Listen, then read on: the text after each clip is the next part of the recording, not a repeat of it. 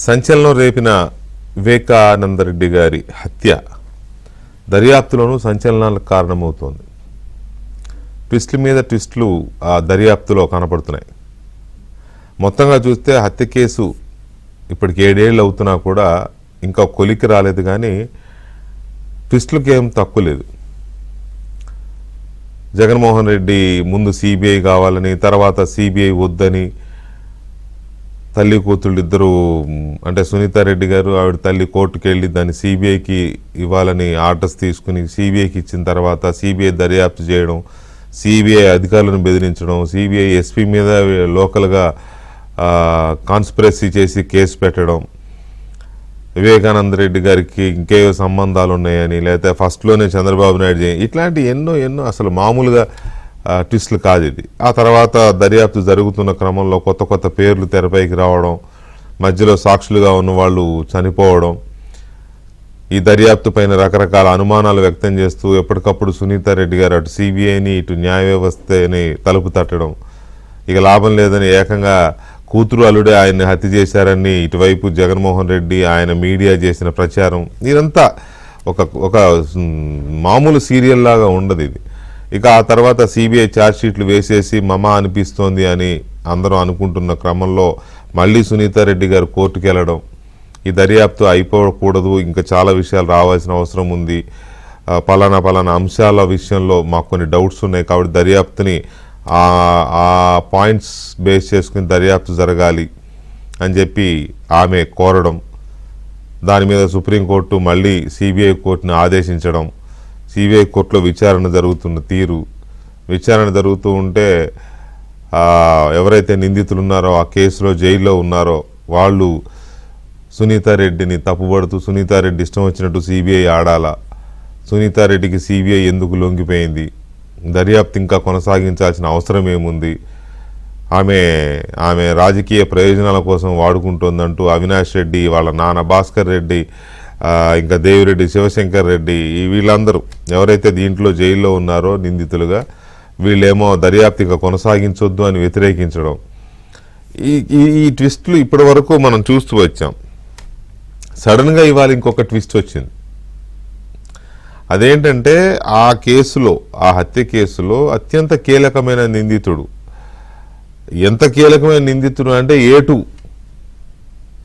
ఏటుగా ఉన్న సునీల్ యాదవ్ కోర్టులో పిటిషన్ వేశారు. అంటే కోర్టు అడిగింది, ఇట్లా సునీతారెడ్డి ఇలా అడుగుతుంది కదా, నిందితులుగా ఉన్న మీ ఒపీనియన్ ఏంటని అడిగితే ఇందాక నేను చెప్పిన ముగ్గురేమో వ్యతిరేకించారు, వద్దు దర్యాప్తు చేయాల్సిన అవసరం లేదని. ఇతను ఇవాళ పిటిషన్ వేస్తూ ఇతను చెప్పిన మాట ఏంటంటే సునీతారెడ్డిని బలపరుస్తూ పిటిషన్ వేశాడు. వివేకానందరెడ్డి హత్య కేసుకు దర్యాప్తుకు సంబంధించినంత వరకు సునీతారెడ్డి డిమాండ్ చాలా సహేతుకమైనది, ఆమె కోరుతున్నట్టుగా ఈ దర్యాప్తును కొనసాగించాల్సిన అవసరం ఉంది అనేది సునీల్ యాదవ్ వేసిన పిటిషన్. ఈవేళ దానికి అతను చెప్తున్న కారణాలు చాలా ఆసక్తికరంగా ఉన్నాయి. ఈ హత్య కేసులో వెలుగు చూడని, బయటికి రాని అంశాలు ఇంకా చాలా ఉన్నాయి. అందువల్ల ఈ దర్యాప్తు చేయాలి, ఈ దర్యాప్తును కొనసాగించాలి. అసలు కాన్స్పిరసీ ఏంటి, ఎలా జరిగింది అనే దాని మీద ఇంకా లోతైన దర్యాప్తు జరగాలి అనేది సునీల్ యాదవ్ అంతరంగా కనపడుతోంది ఇవాళ పిటిషన్ చూస్తూ ఉంటే. సునీల్ యాదవ్ అనేది ఏంటంటే చాలా సంచలన అంశాలు ఉన్నాయి ఈ కేసులో, అవి దర్యాప్తులో బయటికి రాలేదు, దర్యాప్తును కొనసాగిస్తే ఆ సంచలన అంశాలు వెలుగులోకి వస్తాయి. ఏంటి ఆ సంచలనము? హత్య ఒక సంచలనం, హత్య అత్యంత భయానకంగా జరగడం ఇంకొక సంచలనం, హత్య జరిగిన వెంటనే గుండెపోటని వైసీపీ కానీ వైసీపీ నేతలు కానీ వాళ్ళ మీడియా, సాక్షి మీడియా కానీ గుండెపోటని చెప్పడం ఒక సంచలనం. ఆ తర్వాత 3 గంటలకు అక్కడికి వెళ్ళిన జగన్మోహన్ రెడ్డి ఏమో కాదు అది గొడ్డలతో నరికారని చెప్పడం ఇంకొక సంచలనం. తెల్లారేసరికి పేపర్లో చంద్రబాబు నాయుడు నరికించాడు అని చెప్పేసి ఆయన మీద ఒక పోస్టర్ కథనం రాయడం సాక్షిలో, అది ఒక సంచలనం. ఆ తర్వాత వివేకానంద రెడ్డి గారికి రెండవ వివాహం ఉంది, వాళ్ళు చంపారు అని చెప్పి ఇంకొక కథనం, ఇంకొక సంచలనం. కాదు కూతురు అల్లుడు చంపారు అని చెప్పేసి చేయడం ఇంకొక సంచలనం. ఈలోగా హంతకులు ఆయుధంతో సహా దొరికిపోవడం ఇంకొక సంచలనం. అప్పటికే దీని మొత్తం సుపారీ 40 కోట్లు 45 కోట్లు అని చెప్పి విషయం తెలియడం ఒక సంచలనం. అప్పటికే 2 కోట్లు 3 కోట్లు 5 కోట్లు పంచారు అనేది ఇంకొక సంచలనం. ఇవన్నీ ఒక ఎత్తు అయితే, ఇది ఒక పొలిటికల్ ఫ్యామిలీలో జరిగిన ఒక రాజకీయ పోరాటంలో భాగంగా జరిగిన మాటలని వెలుగు చూడడం ఒక సంచలనం. దీంట్లో స్వయంగా జగన్మోహన్ రెడ్డికి తమ్ముడు భారతీరెడ్డి గారికి మేనమామ కొడుకు, మేనమామ భాస్కర్ రెడ్డి, మేనమామ కొడుకు అవినాష్ రెడ్డి, వీళ్ళిద్దరి పాత్ర ఉందని సిబిఐ తేల్చడం అత్యంత సంచలనం. అంటే ఇది కుటుంబంలోనే కీలకమైన వ్యక్తులు పదవుల కోసము రాజకీయాల కోసం చేసుకున్న హత్య, ఇది చేసిన హత్య అనేది ఈ కేసులో ఇప్పటి వరకు తేలిన ఇది. తెల్లవారుజామున జగన్మోహన్ రెడ్డి ఇంట్లో 5 గంటలకే 4:30-5 గంటలకే మీటింగ్ పెట్టుకుని మాట్లాడుకుంటున్నారు. ఆ టైంలో పై ఫ్లోర్లో ఉన్న పని మనిషి సహాయకుడు గబగబా కిందికి వచ్చి అయ్యా మిమ్మల్ని మేడం పిలుస్తున్నారని చెప్పి జగన్మోహన్ రెడ్డి గారికి చెప్పడం ఒక సంచలనం. జగన్మోహన్ రెడ్డి గారు హడావుడిగా పైకి వెళ్ళడం ఇంకొక సంచలనం. ఆయన కిందకు వచ్చి బాబాయ్ నోమోర్ అని వీళ్ళకి చెప్పడం, మీటింగ్లో ఉన్న వీళ్ళకి చెప్పడం ఇంకొక సంచలనం. అక్కడ మాజీ ఐఏఎస్లు, పార్టీ కీలకమైన వ్యక్తులు ఉన్నారంట. అంటే ఎంత కీలకమైన వ్యక్తులున్నా 4:30కి ఎందుకు కూర్చున్నారో మరి తెలియదు. సరే ఓకే, కూర్చోవడం వాళ్ళ ఇష్టం, మనం ఎవరం కూర్చోవద్దనడానికి. ఆయన వచ్చి బాబాయ్ నోమోర్ అని చెప్పారనేది ఇంకొక సంచలనం. విచిత్రం ఏంటంటే సిబిఐ వాళ్ళు ఎవరిని ఇంకా ప్రశ్నించలా. ఒక్క మాజీ ఐఏఎస్ అధికారి అజయ్ రెడ్డి కల్లం, ఆయనను మాత్రమే అడిగారు 164. అవును, మాకు జగన్మోహన్ రెడ్డి పైకి వెళ్ళి వచ్చి చెప్పాడు బాబాయ్ నోమోర్ అని చెప్పి అన్నాడు అని చెప్పి ఆయన చెప్పాడని చెప్పి చెప్తున్నారు. మిగతా వాళ్ళని ఎవరిని చేసిన దాఖలా లేదు. సో ఇన్ని సంచలనాలు ఉన్నా కూడా ఇంకా సునీల్ యాదవ్ ఇంకేదో సంచలనం ఉంది. సంచలన అంశాలు ఒకటి కాదు, సంచలన అంశాలు ఇంకా చాలా ఉన్నాయి. కాబట్టి దర్యాప్తు జరగాల్సిన అవసరం ఉంది, దర్యాప్తును కొనసాగించాల్సిన అవసరం ఉంది. సునీతారెడ్డి చేస్తున్న డిమాండ్లో అర్థం ఉంది అని చెప్పి సునీల్ యాదవ్ ఇవాళ పిటిషన్ వేశాడు.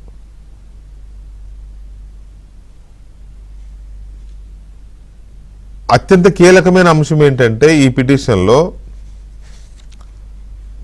ఇప్పటి వరకు విచారించిన వాళ్ళు కాదు, ప్రముఖులను కొంతమందిని ఇంకా విచారించాల్సిన అవసరం ఉంది. అందువలన ఈ దర్యాప్తు కొనసాగించాలని సునీల్ యాదవ్ వేసిన పిటిషన్.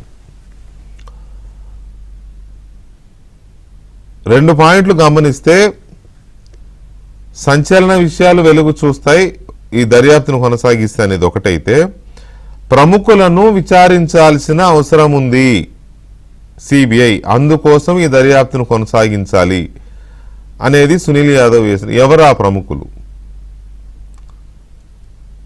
సునీల్ యాదవ్ చెప్తున్నట్టుగా సిబిఐ ఆ ప్రముఖులను ఇంతవరకు ఎందుకు విచారించలేదు, లేదా సిబిఐకి ఎందుకు ఆ ప్రముఖుల విషయంలో అనుమానం రాలేదు అనేది ఒక అంశం. పోనీ ఈ సునీల్ యాదవ్ ఏమన్నా ఆషామాషి వ్యక్తి, అనామకుడు, ఏం తెలియని వ్యక్తి, ఏదో వేశాడు అట్లా అనుకోవడానికి లేదు. దీంట్లో A2 అక్యూజ్డ్ నంబర్ 2 అంటే సిబిఐ అత్యంత కీలకమైన నిందితుల జాబితాలో నంబర్ 2గా పెట్టిన ఒక వ్యక్తి. ఇంత కీలకమైన వ్యక్తి ఇంకా ప్రముఖులను విచారించాల్సి ఉంది అని చెప్తున్నాడు అంటే ఏదో ఉంది. పైగా వీళ్ళు ప్రాణాలకు తెగించి చెప్తున్నారు, వీళ్ళేమీ ఆషామాషిగా చెప్పడంలే. ప్రాణాలకు తెగించి వీళ్ళకి గొడ్డలు వస్తుందో తెలియదు, తుపాకి వస్తుందో తెలియదు వీళ్ళ మీదకి. ఇతను కావచ్చు, దస్తగిరి కావచ్చు, అయినా సరే తెగించి చెప్తున్నారు, కోర్టుకే చెప్తున్నారు.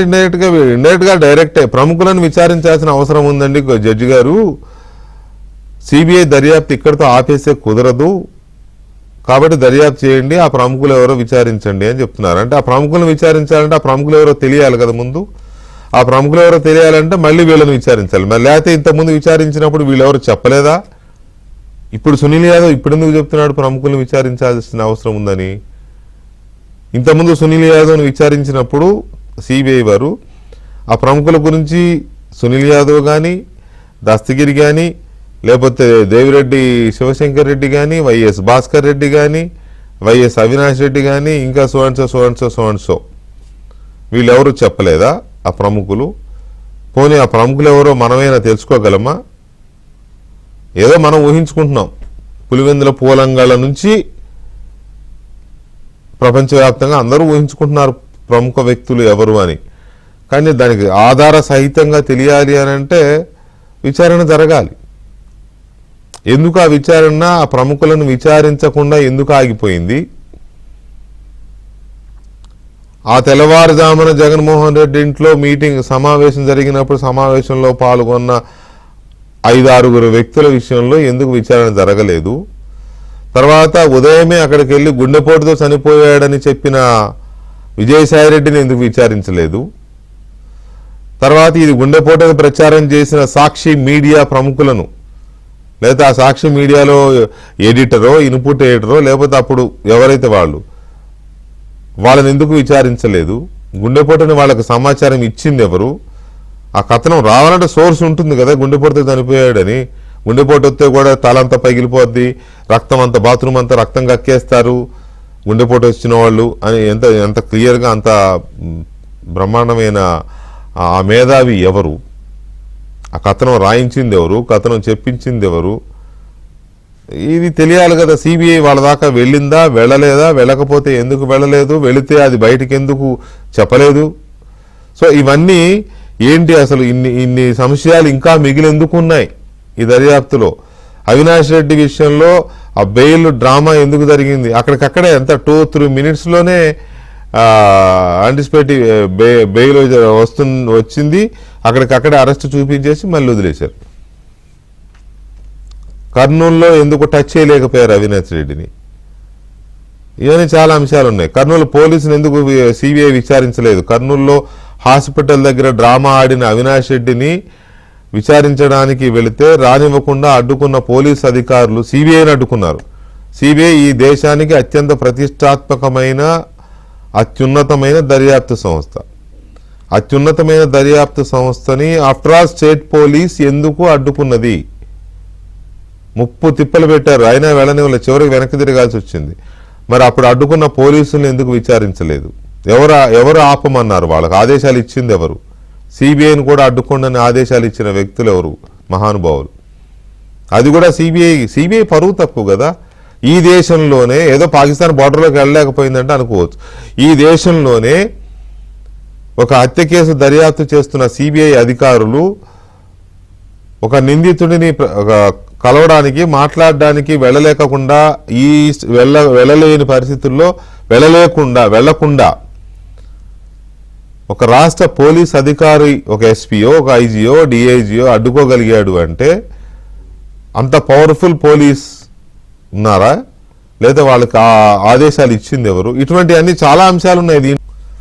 సో సునీతారెడ్డి కోరినట్టుగా సిబిఐ దర్యాప్తును కొనసాగించాలి ఈ కేసులో అనే విషయంలో రకరకాల చర్చలు జరుగుతున్న నేపథ్యంలో సునీల్ యాదవ్ ఈ కేసులో కీలకమైన నిందితుడిగా ఉన్న సునీల్ యాదవ్, A2గా ఉన్న సునీల్ యాదవ్ తన అఫిడవిట్ కోర్టుకి సమర్పించారు. కౌంటర్ వేశారు. దాంట్లో ఈ దర్యాప్తును కొనసాగించాల్సిన అవసరం ఉంది. సునీతారెడ్డి అడుగుతున్న దర్యాప్తు డిమాండ్స్ అన్నీ కూడా సహేతుకమైనవి. సంచలన విషయాలు ఇంకా చాలా బయటికి రావాల్సిన అంశం ఉంది. అలాగే ముఖ్యులను కొంతమందిని ఇంకా విచారించలేదు సిబిఐ, కాబట్టి విచారించడం కోసమే దర్యాప్తు కొనసాగించాలని ఆయన వేసిన పిటిషన్. సో అవి ఎందుకు అనేది మనం చర్చిద్దాం. మనతో ఈ అంశాలు షేర్ చేసుకోవడానికి ఈ పిటిషన్ వేసిన సునీల్ యాదవ్ మనతో లైవ్లో ఉన్నారు. అలాగే సీనియర్ అడ్వకేట్, ఆంధ్రప్రదేశ్ పౌర హక్కుల సంఘం అధ్యక్షులు ముప్పాళ్ళ నాగేశ్వరరావు గారు ఉన్నారు, ముప్పాళ్ళ సుబ్బారావు గారు ఉన్నారు. అలాగే అమరావతి బహుజన జేఏసీ అధ్యక్షులు, సాంఘిక అభివృద్ధి మండలి, సామాజిక అభివృద్ధి మండలి చైర్మన్ పోతుల బాలకోటే గారు మనతో చర్చలో ఉన్నారు. ముందుగా సునీల్ యాదవ్తో మాట్లాడదాం. Sunil Yadav, good evening. Sir good evening sir. అక్కడ ఉన్నటువంటి అందరికీ గుడ్ ఈవినింగ్ సార్, నమస్కారాలు సార్. ఏంటి గడ్డం అది బాగా పెంచే ముక్క? ముక్కు సార్, మన మా భార్య డెలివరీ అయింది సార్, పాప పుట్టింది సార్ మాకు. Okay okay, very good. పాప పుట్టిందా? అవును sir. Okay, congrats. Thank you sir. Sunil, మీరు వేసిన కౌంటర్ పిటిషన్ చాలా ఆశ్చర్యంగా అనిపించింది. అయితే ఆ విషయాల్లోకి వెళ్లే ముందు మీతో పాటు సహనిందితులైన వైఎస్ భాస్కర్ రెడ్డి, వైఎస్ అవినాష్ రెడ్డి, దేవిరెడ్డి శివశంకర్ రెడ్డి, వాళ్ళు ముగ్గురు ఈ దర్యాప్తు కొనసాగించాల్సిన అవసరం లేదు, సిబిఐని సునీతారెడ్డి శాసిస్తోంది, సునీతారెడ్డికి లొంగిపోయింది సిబిఐ, కాబట్టి ఈ దర్యాప్తును కొనసాగించాల్సిన అవసరం లేదని వాళ్ళు వ్యతిరేకంగా పిటిషన్ వేశారు కదా సునీతారెడ్డికి వ్యతిరేకంగా. మీరెందుకు కావాలని అడుగుతున్నారు? సార్ ముఖ్యంగా మొదటి నుండి ఇప్పుడు చెప్పడం ఏంటంటే సార్, ఈ రోజు కూడా వేసిన కౌంటర్ లో కూడా 13-14 పేజీల కౌంటర్ దాఖలు చేయడం అయితే జరిగింది సార్ కోర్టులో. ఓకే. దాంట్లో ప్రతి విషయం ప్రతి క్షుణ్ణంగా ప్రతిదీ దాంట్లో మెన్షన్ చేసి కౌంటర్ వేయడం జరిగింది సార్. దాంట్లో మీరు కూడా చూసింటారు, ఇది ఆల్రెడీ కోర్టులో వేసిన వెంటనే పబ్లిక్ డాక్యుమెంట్ కాబట్టి తమ దగ్గర కూడా వచ్చింటారు కదా సార్. దాంట్లో ప్రతి విషయం ప్రతిదీ క్షుణ్ణంగా ఉంది సార్. దాంట్లో క్షుణ్ణంగా ఉంది. వాళ్ళతో మిగతా నాతో ఉన్న వాళ్ళతో వాళ్ళకి ఎందుకు అనిపించింది, నేనైతే తప్పు చేశానా తప్పు చేయలేదని కోర్టు నిర్ణయిస్తుంది కాబట్టి వాళ్ళు అడిగిన విచారణకి ఏ విచారణకి నేను సిద్ధంగా ఉన్నాను. గతంలో కూడా మీకు చెప్పినా సార్ నేను. అవును, ఏ విచారణకైనా ఎలాంటి విచారణకి సిద్ధం. నేను తప్పు చేశానా చేయలేదనేది కోర్టు నిర్ణయిస్తుంది. అలాంటప్పుడు నేను దేన్ని వ్యతిరేకించకూడదనే ఉద్దేశం ఒకటి. రెండోది, ఇప్పుడు నేను వేసిన కౌంటర్ లో ప్రతి విషయము దాంట్లో మెన్షన్ చేయడం జరిగింది సార్. మీరు వేసిన కౌంటర్లో వేసిన విషయాల గురించే మనం మాట్లాడుతున్నాం. మీ ఒపీనియన్ కి ఏ అంశాలైతే మీరు అనుకుంటున్నారో అవే అంశాలు కౌంటర్లో పొందుపరిచారు, మీ లాయర్ గారి ద్వారా పొందుపరిచారు. అయితే నేనేమంటున్నానంటే, సరే చెప్పండి. అయితే ఆ విషయాల్లో ఉన్నటివి కోర్టు ఇంకా విచారణ కౌంటర్ ఈ రోజే కదా సార్ తీసుకుని విచారణ మొదలవుతుంది సార్. 9వ తారీఖు లేదా 10వ తారీఖు విచారణ అవుతుంది. ఆ రోజు విషయాలు బయటకు వస్తాయనే ఉద్దేశంతో ఉన్నా సార్. ఇప్పుడు కోర్టు పరిధిలో ఉంది కాబట్టి మాట్లాడకపోవడమే, అంటే కౌంటర్ పరంగా సార్ నేను మాట్లాడేది. విచారణ విషయంలో మాట్లాడకూడదులే, కోర్టులో ఉంది కాబట్టి మనం మాట్లాడకూడదు. కానీ మీరు వేసిన కౌంటర్ కాపీ బయటకు కూడా వచ్చేసింది కాబట్టి దాని గురించే ఇప్పుడు నేను అడగబోయే కొన్ని సందేహాలనండి, లేకపోతే ప్రశ్నలు అనుకోండి. కాకపోతే మీరు దీంట్లో ఏటుగా ఉన్నారు కదా, సునీతారెడ్డి గారు కోరుతున్నట్టుగా సిబిఐ దర్యాప్తు ఇంకా కొనసాగించాల్సిన అవసరం ఉంది అని అన్నారు అని అంటే అది కొంచెం ఆసక్తికరమైన అంశం. మీరేమంటున్నారంటే ముఖ్యమైన వ్యక్తులను ఇంకా విచారించాల్సిన అవసరం ఉంది అనేది మీ కౌంటర్లో ఒక కీలకమైన అంశం. ముఖ్యమైన వ్యక్తులను విచారించాల్సిన అవసరం ఉంది అని అంటే గతంలో సిబిఐ మిమ్మల్ని చాలా దఫాలుగా విచారించింది కదా, అప్పుడు మీరు చెప్పారా ముఖ్యమైన వ్యక్తులు ఎవరో? సార్ నేను ఇప్పుడు కూడా ముఖ్యమైన వ్యక్తులు అంటే అప్పుడు కూడా నేను గతంలో కూడా 2021లో రిట్ పిటిషన్ దాఖలు చేసినప్పుడు కూడా చెప్పడం జరిగింది సార్ అమరావతి కోర్టుకు, హైకోర్టుకు. అది విచారణ ఉండగానే నన్ను అరెస్ట్ చేశారు. అది కూడా కాకుండా ఇప్పుడు ఈ రోజు ఇలాంటి నిర్ణయం తీసుకోవడం కారణం ఏంటంటే, ఇప్పుడు మాలాంటి వాళ్ళు బయటపడాలన్నా లేదంటే ఇంకోటి పడాలన్నా దాని పైన ఉన్న వాళ్ళు ఎవరనేది తెలుసుకోవాలంటే బయట కోర్టులో విచారణ కావాలి. సునీత మేడంకు వేసిన కౌంటర్లో వేసిన పిటిషన్ లో న్యాయం ఉందనే ఉద్దేశంతో మేము కూడా ఒప్పుకోవడం జరిగింది సార్. అంటే నేను సమర్థం అని చెప్పడం జరిగింది సార్. చెబుతూ దాంట్లో ఉన్నటువంటి మెయిన్ రీజన్స్, మెయిన్ కాన్ఫరెన్స్ ఏంది అనేది కౌంటర్ లో మెన్షన్ చేయడం జరిగింది సార్. సో ఇప్పుడు మీరేమంటున్నారంటే సునీత గారికి న్యాయం జరగాలి అదే ఏంటి మేడంకు న్యాయం జరుగుతూ మిగతా మాకు కూడా న్యాయం జరగాలని కోరుకుంటూనే విచారణ కావాలని కోరుతున్నాను సార్ నేను. మీకు న్యాయం జరగడం ఏంటి? మీరే హత్య చేయించారు కదా, చేశారు కదా, మీరే కదా ప్రధాన నిందితులు, హంతకులు మీరే కదా, మీకు ఇంకేం న్యాయం అది జరుగుతుంది? త్వరలో తెలుస్తారు సార్.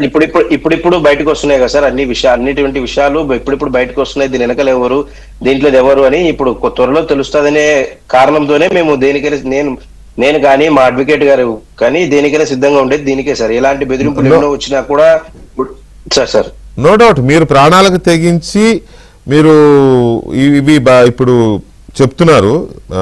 ఇప్పుడు దాదాపు 1 year అయింది కదా ఆల్మోస్ట్.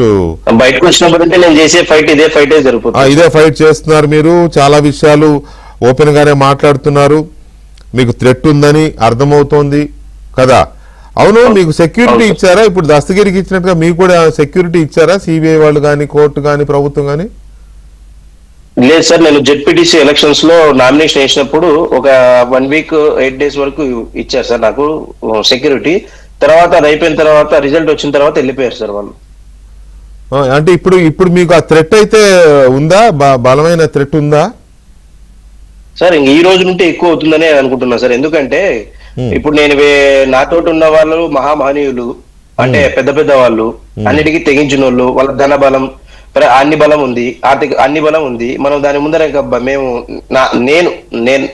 నేను చాలా చిన్న కాబట్టి ఉంటుందని చెప్తున్నా సార్. నేను గతంలో నుండి ఇప్పటి వరకు వాళ్ళ మీద ఎప్పుడు నుంటో జైల్లో ఉన్నప్పుడు 4 గోడల మధ్య ఉన్నాం కాబట్టి ఫైట్ చేయలేకపోయినాం కానీ సార్, బెయిల్ వచ్చి స్వేచ్ఛ వచ్చిన తర్వాత మనం ఫైట్ చేయలేకపోతే ఇంకా నా జన్మకు ఇంకా దానికి ఇంకా లేదు సార్. వాళ్ళు చేసినట్టు ఇన్ని కాదు, లోపల బయట. ఇప్పటికీ నా మీద కక్ష కట్టి ఇదే సంవత్సరంలోనే నా పెళ్లి రోజునప్పుడు కూడా నా మీద దాడి చేయడం కూడా జరిగింది. మీరు చూశారు, చెప్పారు. దానికి కూడా ఇప్పటి వరకు లేదు, అది కోర్టులో ఉందని అంటున్నారు. ఇలాంటివి ఎన్నో సార్. ఇంక ఇప్పుడు నేను తప్పు చేయలేదనే నేను అంటున్నా సార్. అది కోర్టులో ఎదుర్కోవడానికి నేను రెడీగా ఉన్నా. నేను వాళ్ళు పెట్టిన ఏదైనా కండిషన్స్ నేను ఓకే అంటున్నా సార్. అయితే నేను అనేది ఏంటంటే, మీరు సెక్యూరిటీ కోసము సిబిఐకి కానీ కోర్టు ద్వారా కానీ లేదా ప్రభుత్వానికి కానీ రిక్వెస్ట్ పెట్టారా మరి? ఎందుకంటే థ్రెట్ ఉన్నమాట నిజం, మీకు చాలా థ్రెట్ ఉంది. మరి దానికోసం రిక్వెస్ట్ పెట్టారా సార్? గతంలో ఉన్న అశోక్ కుమార్ సార్ అని కడప జిల్లా ఎస్పీ గారు, ఆయనకైతే గతంలో 3 సార్లు పోయి కలిశాను సార్. తర్వాత గవర్నమెంట్ ప్రభుత్వంలో ఉన్నటువంటి పెద్దలను కలుద్దామని చూస్తుంటే మాకు అపాయింట్మెంట్ దొరకట్లేదు సార్. ట్రై చేశాను సార్, ఒక 3 to 6 months నుండి ట్రై చేస్తూనే ఉన్నాం, వీళ్ళని అడుగుతూనే ఉన్నాం. కానీ ఇప్పుడు వివేకం సార్ కేసులో నిందితులుగా ముద్దాయిగా ఉన్నాం కాబట్టి మమ్మల్ని ఎవరు యాక్సెప్ట్ చేయట్లేదని నేను అనుకుంటున్నాను సార్. అయితే థ్రెట్ జరిగిన తర్వాత ఏమన్నా జరిగినాయి సార్, ఆ లోపు ఏదనేది విషయం బయటకు వస్తే చాలు. సరే, మీరు ముద్దాయిగానో నిందితుడుగానో ఉన్నా కూడా మీ సాక్ష్యాలు, మీ విచారణ చాలా కీలకం కాబట్టి మిమ్మల్ని, పైగా ఇప్పటికే 4-5 కీలకమైన సాక్షులు చనిపోయారు ఈ కేసులో. కాబట్టి మిమ్మల్ని కాపాడాల్సిన బాధ్యత సిబిఐ మీద, ప్రభుత్వం మీద, వ్యవస్థల మీద ఉంటది. మరి ఆ సెక్యూరిటీ ఇస్తారేమో, అది కూడా మాట్లాడదాం. ఒక్క నిమిషము సునీల్. ఒకసారి మా క్రైమ్ ఇన్ఛార్జ్ ప్రవీణ్ ఉన్న టెలిఫోన్ లైన్ ఒకసారి మాట్లాడదాం. ప్రవీణ్, సునీల్ యాదవ్ వేసిన కౌంటర్లో పేర్కొన్న కీలకమైన అంశాలు ఏంటి? కౌంటర్ కాపీ ప్రకారం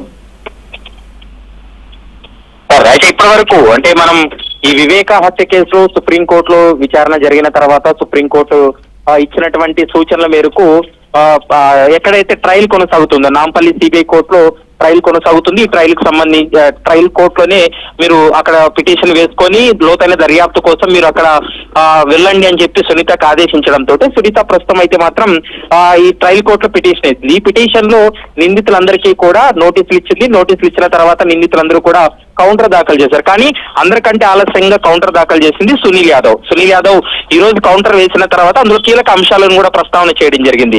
ఎందుకంటే ఈ కేసులో A2 నిందితులుగా ఉన్నటువంటి సునీల్ యాదవ్ కౌంటర్లు ఎలాంటి అంశాలు ఉన్నాయి అనేది ప్రధానంగా ఇటు నిందితులు కూడా చాలా వాళ్ళు ఆసక్తిగా ఎదురు చూసినటువంటి పరిస్థితి.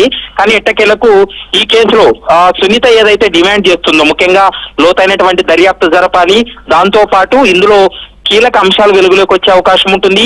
ఎక్కడి వరకు అయితే ఇన్వెస్టిగేషన్ ఆగిందో దాని తర్వాత ఇంకా ముందుకు వెళ్లి ఇన్వెస్టిగేట్ చేయాలనేటువంటి అంశాలను సమర్థిస్తున్నట్టు ఈరోజు సునీల్ యాదవ్ కూడా తన కౌంటర్ లో పేర్కొన్నటువంటి అంశాలు. ముఖ్యంగా సునీత వేసినటువంటి పిటిషన్ ను సమర్థిస్తున్నారు. మరోవైపు ఈ దర్యాప్తును మరింత లోతైనటువంటి దర్యాప్తు జరపాలనేటువంటి అంశాన్ని సునీల్ యాదవ్ కూడా దాన్ని ఒప్పుకున్నట్లు మనకు స్పష్టంగా కౌంటర్ లో అర్థమవుతుంది.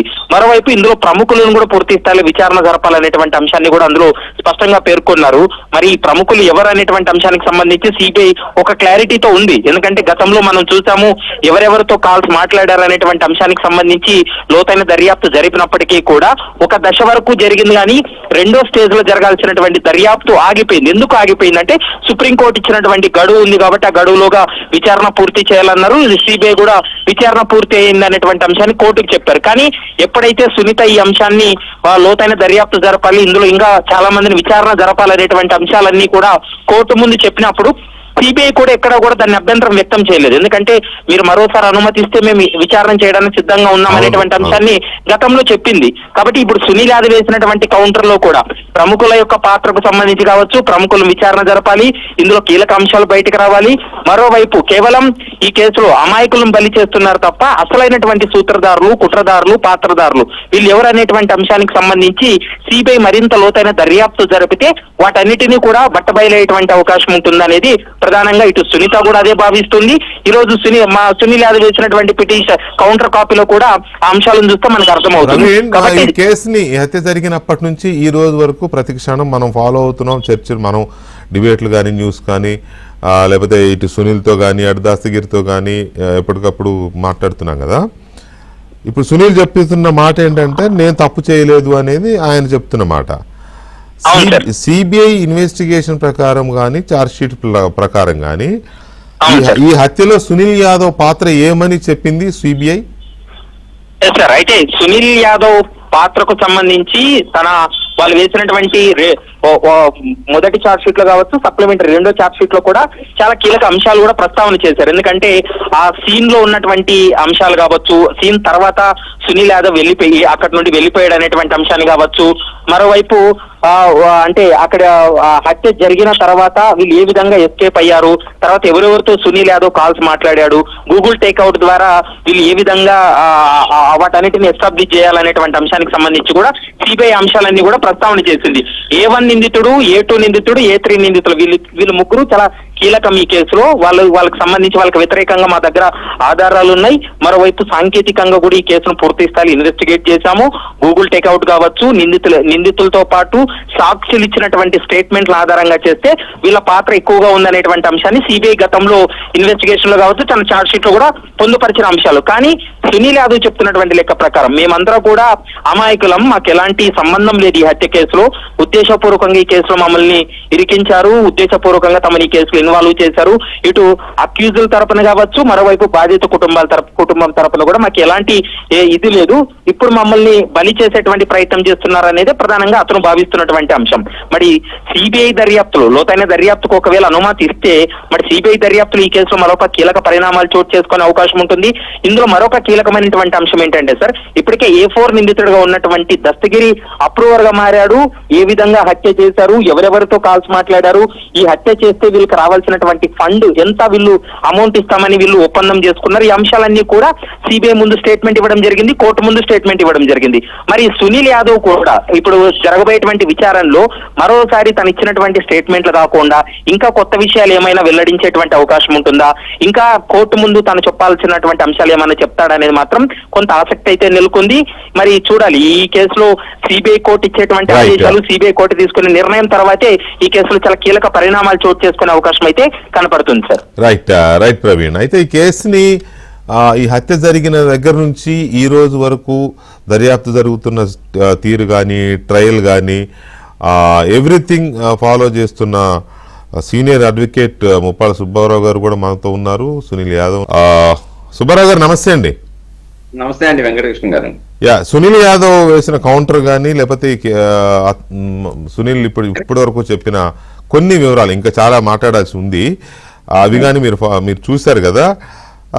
సునీతారెడ్డి గారి వేసిన పిటిషన్ను సునీల్ యాదవ్ బలపరుస్తున్నాడు, దర్యాప్తు ఇంకా కొనసాగాల్సిన అవసరం ఉంది అంటున్నాడు. కీలకమైన నిందితుడిగా ఉన్న సునీల్ యాదవే దర్యాప్తు కొనసాగాలి అంటున్నాడు అంటే ఇప్పుడు ఇక్కడ ఎవరిని తప్పు పట్టాలి? సిబిఐని తప్పు పట్టాలా? దర్యాప్తు సమగ్రంగా జరగలేదు అని నిందితుడిగా ఉన్న సునీల్ యాదవ్ చెప్తున్నాడు, బాధితురాలుగా ఉన్న సునీతారెడ్డి గారు చెప్తారు, సిబిఐ కూడా అంగీకరిస్తోంది. ఎస్, మీరు చెప్తే మేము చేయడానికి సిద్ధంగా ఉన్నామని. నాకు అది అర్థం కాని విషయం. ఇక్కడ ఒకటి వెంకటకృష్ణ గారు, మొదటి నుంచి కూడా సునీతారెడ్డి గారు సిబిఐ చేసే తప్పిదాలను ఎత్తి చూపిస్తూ న్యాయ పోరాటం చేసుకుంటూ వచ్చింది. దానిలో భాగమే అవినాష్ రెడ్డి యొక్క బెయిల్ రద్దు చేయాలని సుప్రీంకోర్టును ఆశ్రయించింది. రెండో వైపున విచారణ సంస్థ పరిపూర్తి చేశాము, మేము ఇన్వెస్టిగేషన్ పూర్తయిందని చెప్పేసి సుప్రీంకోర్టులో ప్రస్తావించినప్పుడు, లేదు దీంట్లో ఇంకా చాలా మందిని విచారించవలసిందని కొన్ని అంశాలను ఆమె క్లియర్ గా ప్రస్తావించింది. దాంట్లో ఆమె ప్రస్తావించిన అంశాల్లో ఇది పెద్ద కుట్రకోణంతో కూడినటువంటి అంశం. ఇది దీంట్లో అసలు సూత్రధారులు పాత్రధారులని వాళ్ళని గుర్తించలేదు, ఇంకా వాళ్ళని గుర్తించాల్సిన అవసరం ఉంది. అంతేకాకుండా సాక్ష్యాలను ధ్వంసం చేసే పరిస్థితి కూడా ఉంది. అలానే సాక్షుల్ని భయకంపితులు చేయటమే కాకుండా దీంట్లో అనేక మంది ఇప్పటికే అనుమానాస్పద మృతిలో మరణించారు. అంతేకాకుండా దస్తగిరి కడప జైల్లో ఉన్నప్పుడు ఎవరైతే డాక్టర్ చైతన్యారెడ్డి ఉన్నాడో, A4 ముద్దాయికి కుమారుడు, జైల్లోకి వెళ్ళిపోయి దస్తగిరికి 20 కోట్లు ఇస్తామని చెప్పేసి బెదిరించడమే కాకుండా ఒప్పుకోకపోతే తర్వాత బయటకు వచ్చిన తర్వాత నీ పరిస్థితి చూస్తామని చెప్పేసి హెచ్చరించారు. ఇలాంటి అంతేకాకుండా మా మీద రామ్ సింగ్ సిబిఐ విచారణ అధికారి మీద కూడా తప్పుడు కేసులు పెట్టేసి వేధించడానికి ప్రయత్నం చేశారు. అదేవిధంగా ఈ ప్రభుత్వం నుంచి, ఈ యొక్క ఆంధ్రప్రదేశ్ నుంచి వేరే ప్రాంతానికి బదిలీ చేయాలని చెప్పేసి ఈ ప్రభుత్వం మీద నమ్మకం లేక మేము బదిలీ చేయించుకున్నాము. ఇలాగ అనేక అంశాలని చట్టాన్ని దుర్వినియోగం చేయడానికి తప్పుడు కేసులు పెట్టారని సుప్రీంకోర్టు కూడా నిర్ధారించింది. సునీతారెడ్డి గారి మీదో అతని భర్త మీద అలాగనే రామ్ సింగ్ మీద పెట్టినప్పుడు ఆంధ్రప్రదేశ్ ప్రభుత్వం, కూటమి ప్రభుత్వం అధికారంలోకి వచ్చిన తర్వాత సమగ్రంగా విచారణ జరిపేసి ఇది తప్పుడు కేసులు పెట్టారు, ఇది కుట్రపూరితంగా పెట్టారని చెప్పి నిర్ధారించిన తర్వాత సుప్రీంకోర్టు కూడా వాళ్ళని మందలించిన విషయాన్ని మనం ఇక్కడ మర్చిపోకూడదు. దీంట్లో ఇంకోటి ఏంటంటే, శంకరయ్య ఎవరైతే ఆనాడు దగ్గరుండి సాక్ష్యాలను మటుమాయం చేయడంలో విధి నిర్వహణ లోపానికి పాల్పడ్డాడో శంకరయ్య, ఆ శంకరయ్యని సస్పెండ్ చేశారు. అప్పుడు తర్వాత సిబిఐ వాళ్ళు అడిగితే నేను న్యాయస్థానంలో నా యొక్క సాక్ష్యాన్ని చెప్తాను, 164 స్టేట్మెంట్ ఇస్తాను అని చెప్పాడు. తర్వాత కొద్ది రోజులకి నేను ఆ సాక్ష్యం చెప్పను అని తిరస్కరించాడు. తిరస్కరించిన తర్వాత విధి నిర్వహణ లోపానికి పాల్పడి అనుమానాస్పదమితిగా నమోదు చేసినట్టు ఆ శంకరయ్యకి ప్రమోషన్ ఇచ్చేసి సస్పెండ్ ఎత్తేశారు. ఇవి స్పష్టంగా సాక్షులని ప్రభావితం చేయడానికి కావాల్సిన అంశాలు ఇవన్నీ స్పష్టంగా కనబడతా ఉన్నాయి. కాబట్టి ఇంకా లోతుగా విచారణ జరపాలి. అంతేకాకుండా దీంట్లో ఏదైతే నారాసుల రక్త చరిత్ర, హార్ట్ అటాక్ థియరీనో, లేకపోతే 40 కోట్ల రూపాయల సఫారీ ఏదైతే ఉందో దాంట్లో 1 కోటి రూపాయలు దస్తగిరికి ఇచ్చారు. దాంట్లో దాదాపుగా వాళ్ళ ఫ్రెండ్కి ఇస్తే వాళ్ళ ఫ్రెండ్ దగ్గర నుంచి 40 లక్షల రూపాయల పైచీలకు సొమ్ముని సిబిఐ రికవరీ చేసింది. ఆ 40 కోట్లు ఇచ్చే స్తోమత ఉన్న వాళ్ళు ఎవరు? ఆ 1 కోటి రూపాయలు ఏ అకౌంట్ నుంచి ఎలాగే ఈయనకి లభ్యమైనవి? ఆ దిశలో విచారణ జరపాల్సి ఉంది దీంట్లో. అలానే విజయసాయిరెడ్డి హార్ట్ అటాక్ అన్నారు కాబట్టి ఆయన్ని విచారించలేదు. అలానే బాహ్య ప్రపంచానికి తెలియకుండానే జగన్మోహన్ రెడ్డి గారికి హత్య గురించి ఎవరు చెప్పారు, ఏమని చెప్పారు, ఎందుకు ఆయన అంత జాప్యంగా బాబాయిని చంపినా కానీ ఇమీడియట్ గా స్పందించకుండా లేటుగా వెళ్లాల్సి వచ్చింది, వెళ్ళిన తర్వాత దేంతో చంపారో కూడా ఎలాగ తెలిసింది ఈయనకి? విచారణ సంస్థకి తెలియదు అప్పటికి. ఎలా చనిపోయాడో విచారణ సంస్థ అనుమానాస్పద మృతి అని చెప్పేసి నిర్ధారించింది. కాబట్టి విచారణ సంస్థ విచారించకుండానే జగన్మోహన్ రెడ్డి గారు ఏ ఆయుధంతో చంపారో, ఎక్కడెక్కడ చంపారో ఎలా చెప్పగలిగాడు? దానికి ఆధారాలు ఏంటి? కాబట్టి ఇవన్నీ కూడా విచారణ చేస్తే ఎవరైతే సునీల్ యాదవ్ కానీ లేకపోతే సునీతారెడ్డి కానీ చెప్పిన అంశాలు కొన్ని వెలుగు చూస్తాయి. ఇక్కడ డెఫినెట్ గా రేపు నిజంగా కనుక కోర్టు విచారణకి తదుపరి విచారణ చేయడానికి ఆదేశాలు ఇమ్మని వేసింది సునీతారెడ్డి. దాని మీద సుప్రీంకోర్టు వాళ్ళు మీరు స్థానిక ట్రయల్ కోర్టులో తెలుసుకోమన్నారు. ఆ కోర్టు ఆదేశాలు ఇస్తే విచారణ చేయడానికి మేము సిద్ధమే అని సిబిఐ అంది. ఇక్కడ ఒక ప్రధానమైన అంశం ఏంటంటే రేపు సిబిఐ డెఫినెట్ గా కోర్టు ఆదేశం కనుక ఇస్తే సునీల్ యాదవ్ ఇచ్చిన కౌంటర్లో అంశాలకు సంబంధించిన సమాచారాన్ని ఆయన దగ్గర నుంచి రాబట్టడానికి ఒక ప్రయత్నం చేస్తుంది తప్పకుండా. ఇది కొత్త అంశంగా మనం గుర్తుంచుకోవాలి. రెండోది ఇంకోటి ఏంటంటే మిగిలిన ముద్దాయిలు అపోజ్ చేశారు. అసలు ఇక్కడ సంబంధించి ఏంటంటే ఆ ముద్దాయిల మీద ఆల్రెడీ ఇన్వెస్టిగేషన్ పూర్తయిపోయింది. కానీ కొత్త వాళ్ళు ఎవరు అని ఇన్వెస్టిగేషన్ చేయాలి. కొత్త వాళ్ళ తరపున ఇన్వెస్టిగేషన్ చేసేటప్పుడు దాన్ని అటగాయించే హక్కు నిర్ధారణ అయ్యి ముద్దాయిలుగా కాగ్నైన్స్ తీసుకొని ఆల్రెడీ వాళ్ళ మీద నిరూపణ అయిన వాళ్ళు అబ్జెక్షన్ చేయడానికి లేదు. ఇప్పుడు ఇన్వెస్టిగేషన్ ఎవరు? మిగిలిన అంశాల మీద వాళ్ళ పాత్ర ఏంటి, మిగిలిన సొత్తుదారులు ఎవరు, పాత్రదారులు ఎవరు, ఈ డబ్బులు స్పాన్సర్ చేసిన వాళ్ళు ఎవరు, ఎందుకు చంపారు, ఈ రాజకీయ ఆధిపత్య పౌరులో జరిగిన ఈ కుట్రలో ఎవరి ప్రభుత్వం పాత్ర ఉంది. ఇప్పుడు మన డిబేట్ కూడా సుబ్బారావు గారు మీరు కరెక్ట్ గా ఈ పాయింట్ దగ్గరే కాంట్రడిక్టరీ ఎలా వస్తుంది అంటే సిబిఐ ఇంకా కీలకమైన విషయాల మీద దర్యాప్తు జరపాల్సిన అవసరం ఉంది, మాకు కొన్ని అనుమానాలు ఉన్నాయి, ఆ అనుమానాల విషయంలో సిబిఐ ఇంకా దృష్టి పెట్టలేదు కాబట్టి దర్యాప్తు కొనసాగించమని సునీతారెడ్డి గారు కోర్టుకు వెళ్ళారు. సునీల్ యాదవ్ ఆవిడ అడుగుతున్నది కరెక్టే, సంచలనాలు బయటకు వస్తాయి, దర్యాప్తు కొనసాగితే ముఖ్యులను ఇంకా విచారించాలి అని సునీల్ యాదవ్ కూడా ఆమె పిటిషన్ ని బలపరిచాడు. అంతేగాని నన్ను నా విచారణ అయిపోయింది కాబట్టి నన్ను విచారించొద్దు ఇట్లేం మాట్లాడలేదు తను డైరెక్ట్ గా చెప్పాడు. కానీ ఆ ముగ్గురు మీరు అన్నట్టు ఆ ముగ్గురు వాళ్ళ విషయం అయిపోయింది, వాళ్ళ విచారణ అయిపోయింది. కానీ ఇప్పుడు వీళ్ళు సునీతారెడ్డి గారు కోరుతున్నట్టుగా లేదా సునీల్ యాదవ్ చెబుతున్నట్టుగా కొత్త వాళ్ళని ఎవరినో విచారణ జరపాలని వాళ్ళు అడుగుతున్నారు. ఈ ముగ్గురు ఏమంటున్నారు, ఎవరైతే వ్యతిరేకించారో వాళ్ళ ముగ్గురు ఏమంటున్నారు, విచారణ కొనసాగించొద్దు, దర్యాప్తు కొనసాగించొద్దు అంటున్నారు. అంటే ఈ దర్యాప్తు ఎవరో కొత్త వారి దగ్గరికి వెళ్తుందని ఈ ముగ్గురు కంగారు పడుతున్నట్టుగా కనబడుతుంది వ్యతిరేకించడము అంటే. రైట్, ఈ పాయింట్ దగ్గర బాలకోటయ్య గారు ఇది చాలా ఆసక్తికరమైన పాయింట్. సునీతారెడ్డి గారు అడగడం అంటే ఓకే, బాధితురాలు అడిగింది అనుకోవచ్చు. నిందితుడిగా ఉన్న సునీల్ యాదవ్ కూడా దాన్ని సపోర్ట్ చేస్తున్నారు, ఆ పిటిషన్ని, సునీతారెడ్డి గారి పిటిషన్ని.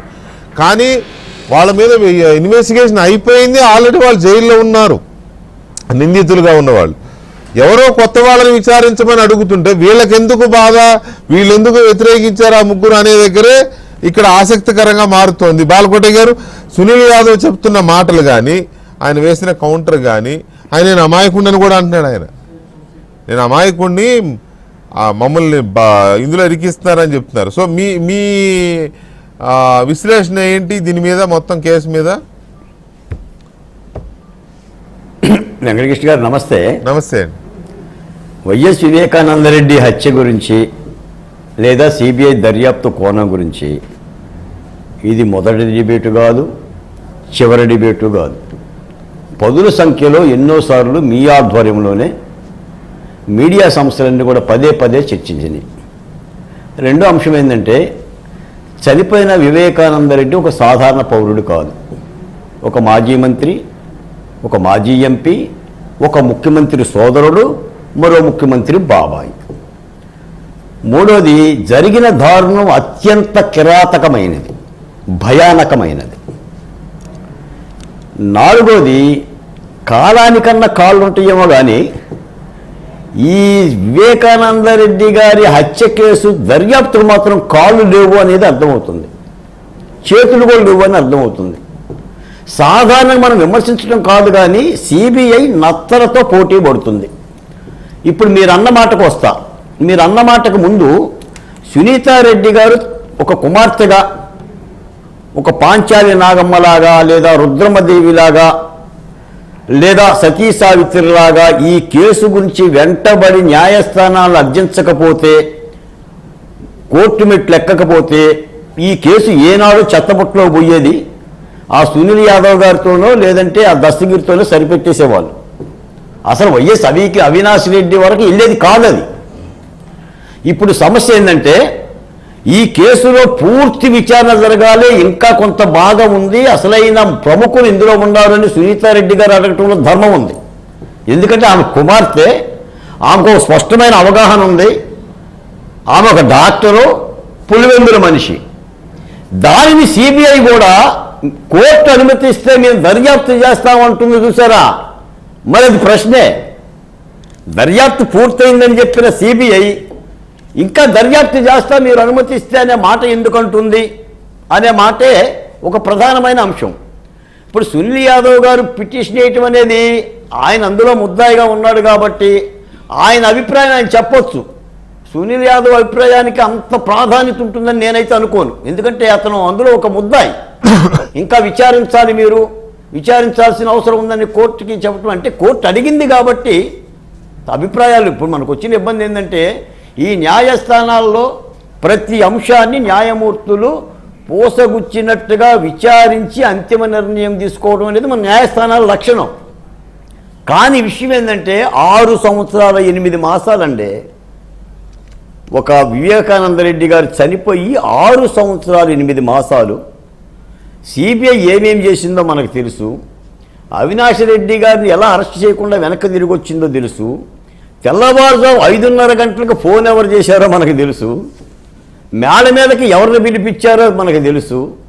మేడ దిగి వచ్చిన ఆయన నో మోర్ అని ఎందుకు అన్నాడో మనకు తెలుసు. మరి ఇవన్నీ సిబిఐకి తెలియదండి. వెళ్తే అక్కడికి కూడా వెళ్ళాలి కదా, పోనీ సమాచారం అన్న పొందుపరచాలి కదా అఫిడవిట్లో. వీళ్ళకి తెలుసు పాత్ర ఉందా, పాత్రదారులా, సూత్రధారులా అనే అంశాన్ని పక్కన పెట్టి ఆయన హత్య జరిగిన సమాచారం వచ్చింది కదా. హత్య జరిగిన సమాచారం వచ్చిన తర్వాత అది ఆత్మహత్య అని ఎలా చెప్పగలిగారు? అప్పుడు ఆ పత్రికలో ఎడిటర్ ఎవరు, ఆ ఎడిటర్కి వచ్చిన ఇన్ఫర్మేషన్ ఏంటి, ఆ ఫోటోలు ఏంటి, ఆ చంద్రబాబు నాయుడు గారి చేతికి కత్తి ఇవ్వటం ఏంటి, లేదా విజయసాయి రెడ్డి గారు మాట్లాడిన మాటలు ఏంటి? మరి ఇవన్నీ అంశాలే కదా. ఇప్పుడు మనమే చెప్తున్నాం. నాకు తెలిసైతే సిబిఐ కంటే దర్యాప్తు మనం చేసి ఈ రోజున ఈ ప్రజాస్వామ్యంలో మీడియా వ్యవస్థ కూడా వాచిడాగే కదా. న్యాయస్థానాలు చూడాలి. అత్యున్నత ఏమండే మనకేం ఇంటర్పోల్ లేదు కదా వెంకటకృష్ణ గారు ఇచ్చుకోవటానికి. కనీసం సిబిఐ వద్దు ఇంటర్పోల్ కావాలని అనటానికి లేదు కదా. ఉండదంతా కూడా సిబిఐ అత్యున్నత సంస్థ. అదే అగ్ని పరీక్షను ఎదుర్కొంటుంది. సిబిఐ ఆఫీసర్లే కేసుల్లోకి పోయారు. సిబిఐ ఆఫీసర్ కేసుల్లో పోయారు. మీకు ఒక్క మాట కూడా చెప్తా, నాకైతే హృదయపూర్వకంగా సునీల్ యాదవ్తో మాట్లాడాలని ఉంది కానీ అందులో కేసులో ఉన్న ముద్దాయి కాబట్టి నిజంగా ఈ ఇద్దరు వ్యక్తులు దస్తగిరి, సునీల్ కుమార్ బతికున్నారంటే ఒక విధమైన ఆశ్చర్యమే నాకైతే. వాళ్ళు ఉన్నా లేనట్టే లెక్క. వాళ్ళకి ఏ భద్రత ఉంటుంది చెప్పండి. కాబట్టి మళ్ళీ వీళ్ళ మీద ఏదైనా చేస్తే అది మీదకు వస్తుందని ఒక భయంతోనే ఏం చేయలేకపోతున్నారు. కానీ ఈ నిందితులు మామూలు అండి. అంగబలము, అర్థబలము, రాజకీయ బలము, మంత్రులుగా సార్, మంత్రులు, ముఖ్యమంత్రులు, రాజులు, రారాజులు. ఇప్పుడు వివేకానందరెడ్డి కుక్కను చంపి వివేకానందరెడ్డి కుక్కలాగా వివేకానందరెడ్డిని చంపిన గనులకి సునీల్ యాదవ్ మిమ్మల్ని చంపడం కానీ దశగిరి చంపడం కానీ పెద్ద విషయం అంటారా? దాదాపుగా నాకు తెలిసైతే ప్రాణాలు తెగించి మీరు మీడియా ముందుకు వచ్చారు. మీరు ఎప్పుడో ఆశలు వదిలేసుకున్నారు. ఈ జీవితం భగవంతుడు ఎంతవరకు ఇస్తే అంతవరకేనానండి. మరి కాబట్టి ఈ రోజున సిబిఐయే ఈ ప్రశ్నకి సమాధానం చెప్పాలండి.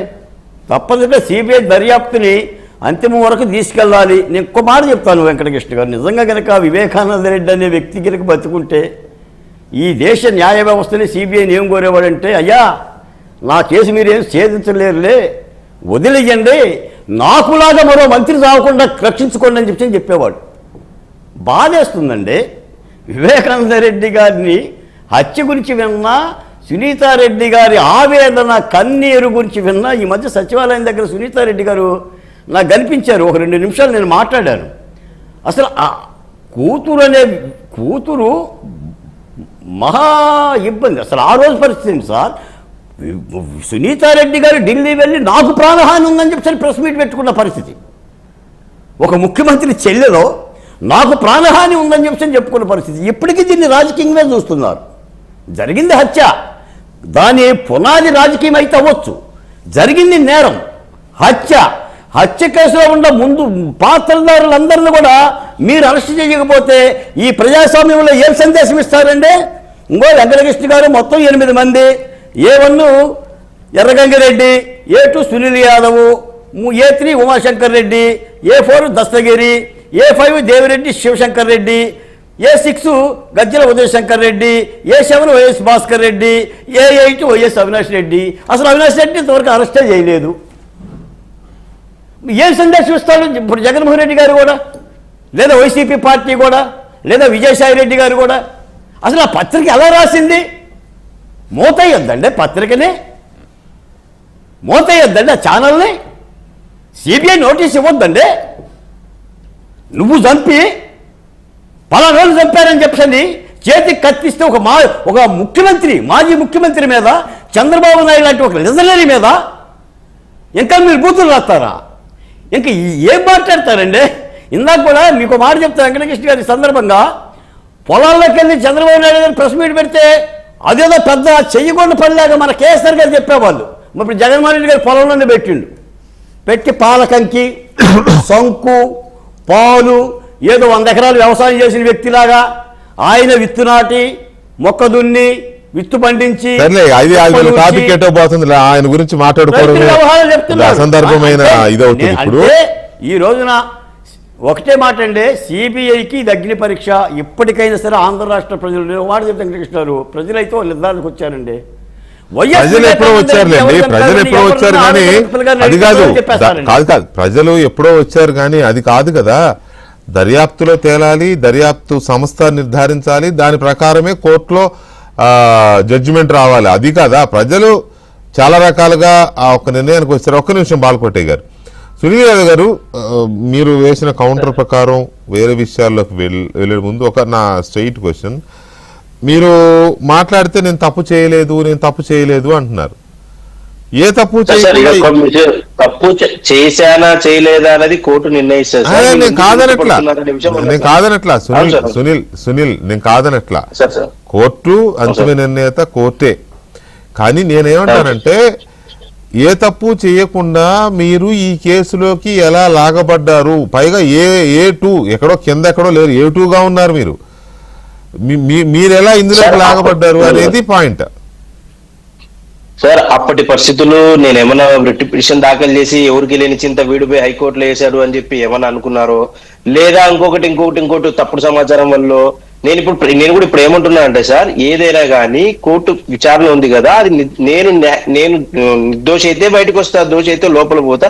ఆ లోపల ఈయన చనిపోయినటువంటి కారణాలు, ఈయన చంపిస్తే ఎవడు లాభాలు పొందినాడు, అది ఎలక్షన్ లో లాభాలు పొందినాడా, లేకుంటే సానుభూతితో, లేకుంటే కోటలు కట్టుకున్నాడా, లేకపోతే ఇప్పుడు ఏ రకంగా బతుకుతున్నాడా, వాళ్ళందరినీ కూడా విచారిస్తే నాలాంటి వాళ్ళు కానీ నేను కానీ బయటపడతాననే ఉద్దేశంతో సార్ నేనేమంటున్నా, కోర్టు రెడీ ఏ విచారణకైనా సిద్ధమని మొదటి నుండి మీకు చెప్తూనే ఉన్న, గత సంవత్సరం నుండి బయటకు వచ్చినప్పటి నుండి. ఇప్పుడు కూడా విషయం ఏంటంటే, నేను కౌంటర్ వేసింటే పెద్దలు చాలా చెప్పినట్టు నేను కౌంటర్ వేస్తే పెద్ద పరిగణలోకి తీసుకోకపోవచ్చు. ఎందుకంటే నేను ముద్దాయిగా ఉన్నా కాబట్టి నేనేం కూడా మాట్లాడలేనుకున్నా సార్. ఎందుకంటే పక్కన మాదిరి అయితే నేను కూడా ఏం చెప్పినా కూడా మీరు సమ్మతిస్తారు, పెద్దలు సమ్మతిస్తారు. అలాంటప్పుడు నేను అందుకే ఏమంటున్నానంటే సార్, కోర్టు విచారణ ఉంది, త్వరలో తెలుస్తుంది. ఇంత దూరం వచ్చినాక ఆగదు. మేము కూడా 39 నెలలు జైలు జీవితం అనుభవించి నా తండ్రిని పోగొట్టుకుని చాలా ఇబ్బందుల్లో ఉండి బయటకు వచ్చినాక వీళ్ళ బెదిరింపులు, వీళ్ళ దాడులు ఇవన్నీ సహించలేకనే సార్ బయటకు వచ్చింది. జైల్లో ఉన్నప్పుడు ఇంకొకటి సార్, ముఖ్యంగా ఇక్కడ కడప జైల్లో ప్రస్తావన వచ్చింది కాబట్టి చెప్తున్నా సార్, జైల్లోకి పోయి బెదిరించిన వాళ్ళు, నాతో పాటు జైల్లో ఉన్నప్పుడు నన్ను బెదిరించారంటే ఇప్పటికీ దాని గురించి బయటికి రాలేదు.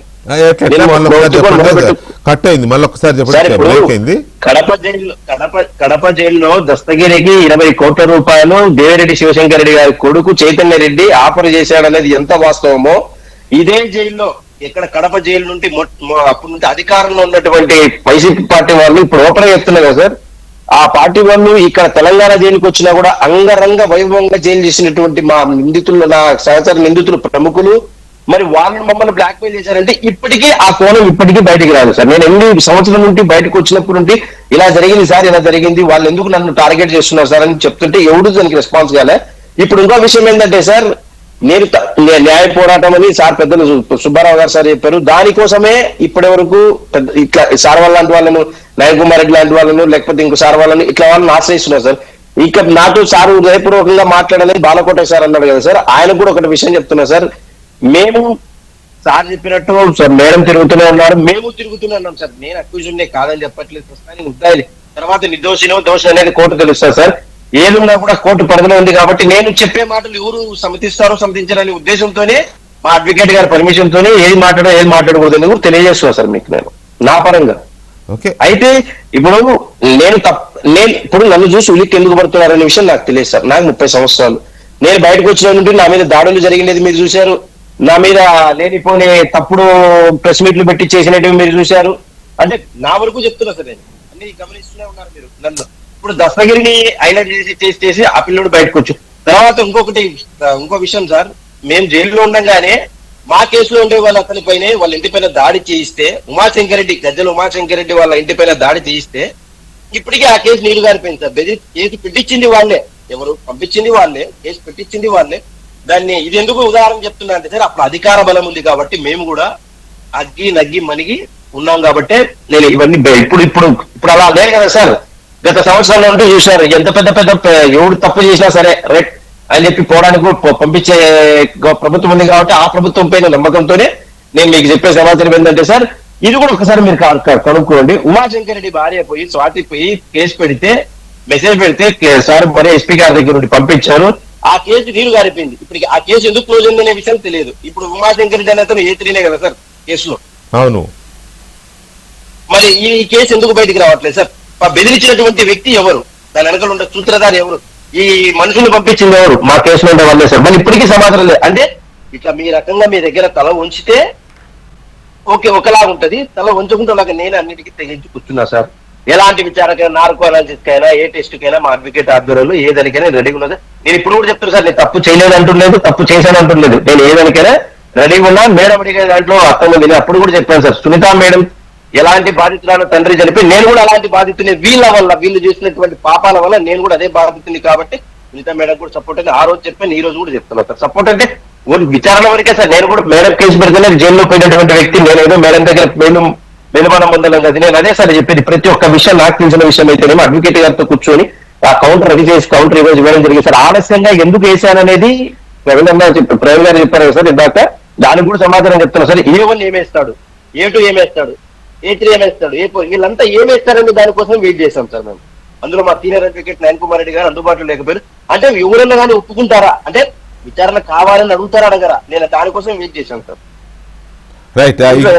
ఇప్పుడు మీరు చెప్పిన దాంట్లో గజ్జల ఉమాశంకర్ రెడ్డి భార్య కడప ఎస్పీ దగ్గరికి వెళ్ళి ఇచ్చిన కంప్లైంట్ ఏమైపోయింది అసలు? ఆ కేసు వాళ్ళని, ఆ కుటుంబాన్ని కానీ ఆమెను కానీ బెదిరించిన వ్యక్తులు ఎవరు, బెదిరించిన వ్యక్తి ఎవరు, ఏమని బెదిరించారు అనేది ఇది కొంత అంటే ఇంతకుముందు విన్నదే, కానీ ఆ వ్యక్తి ఎవరు ఏంటి అనే దాని మీద ఎందుకు కేసు ముందుకు పోలేదు, దర్యాప్తు కానీ ఇవి ముందుకు పోలేదు అనేది కొంచెం వ్యాలిడ్ పాయింట్. అలాగే ఈ విచారణ జరిగితే ప్రముఖులను విచారించాల్సి, ఇందాక ఎక్కడైతే ఆపానో గజ్జల ఉమాశంకర్ రెడ్డి వైఫ్ కడప ఎస్పీ గారికి కంప్లైంట్ ఇచ్చింది, కానీ ఆ కేసు ఏమైందో తెలియట్లేదని మీరు చెప్పారు కదా. ఏంటి అసలు ఆ కేసు? ఏమని బెదిరించారు ఆమెని? ఎవరు ఎందుకు బెదిరించారు, ఏమని బెదిరించారు? సార్ మేము లోపల ఉన్నప్పుడు ఈ తెలంగాణ జైలుకు ట్రాన్స్ఫర్ అవ్వడం కూడా మేడం చేయించారు. దానికి అక్కడ చేయించినా కూడా ఇక్కడ న్యాయం, మేడంకి అయితే న్యాయం జరగలేదు, మాకు న్యాయం జరగలేదు. ఇక్కడికి వచ్చిన తర్వాత మా ఫ్యామిలీకి మేము ఇబ్బందులు పడి ఇక్కడ కడప జైల్లో ఉంటే ములాఖతుల ద్వారా వాళ్ళని చూసుకుంటుంటే ఒక గనుడు వల్ల ఈ జైలు ట్రాన్స్ఫర్ చేయించుకోవడం వల్ల ఆ గనుడు వల్ల ఆయన చేసే తప్పిదాల వల్ల మాటికంటే బయటికి పోవడాలు అవి అధికార బలంతో చేసినటువంటి తప్పిదాల వల్ల మేము ఇడికి వచ్చి మా ఫ్యామిలీకి దూరంగా ఎప్పుడన్నా 3 నెలల కోసం ఎవరు sir? A5 sir, Shivshankar Reddy గారు సార్. ఓకే. అక్కడ ఉన్న తప్పిదాల వల్ల చేసుకుంటూ ఆయన ఏమనుకోండి సార్. ఇప్పుడు ఏమన్నా జరిగిన తర్వాత విషయం ఏంటంటే అక్కడ ఆయన చేసిన తప్పిదాల వల్ల మేము అలాంటి వాళ్ళు ఇబ్బందులు పడి ఈ జైలుకి వచ్చిన తర్వాత ఈ జైల్లో వాళ్ళకు ఉన్న అధికార బలం, అక్కడున్న అధికార బలంతో ఇక్కడ అధికార బలంతో చూసుకొని మమ్మల్ని ఇబ్బందులకు గురి చేసి ఇంకా ఈ దీనిలో మేము మనోవేదనకు గురవుతూ నా తండ్రి ఇబ్బందుల్లో ఉంటే, రెండో విషయం ఏంటంటే ఇక్కడ గజ్జల ఉమాశంకర్ రెడ్డి టాపిక్ ఎందుకు తెచ్చారంటే ఈ రోజు కౌంటర్ లో కూడా అదే పొందుపరిచాను సార్. అతను వాళ్ళ అక్క దగ్గరికి ఎవరైతే పోయి భయపడిచ్చినట్టు వాళ్ళు అతను స్వేచ్ఛగా తిరుగుతున్నాడు. 90 రోజులు జైలు జీవితం అనుభవించి బయటకు వచ్చి అదే కుటుంబానికి చెందినటువంటి ఉమాశంకర్ రెడ్డి కుటుంబానికి చెందినటువంటి వాళ్ళ నాన్నగారి దగ్గరికి పోయి బెదిరించి ఈ కేసులో తప్పు సాక్ష్యం అదే ఎవరైతే కంప్లైంట్ దారు ఉన్నాడో ఆ కంప్లైంట్ తోనే మాకు తెలియదు, ఇతను ఎవరో తెలియదు అని చెప్పించిన ఘనత వీళ్ళది సార్ అని చెప్తున్నా సార్ నేను. అంటే ఇలాంటి వాళ్ళను మమ్మల్ని కూడా ఏం చేయాలనే దానికి ఈ గ్యారంటీ లేదు కదా సార్. అదే ఏమని బెదిరించారు అంటున్నా నేను.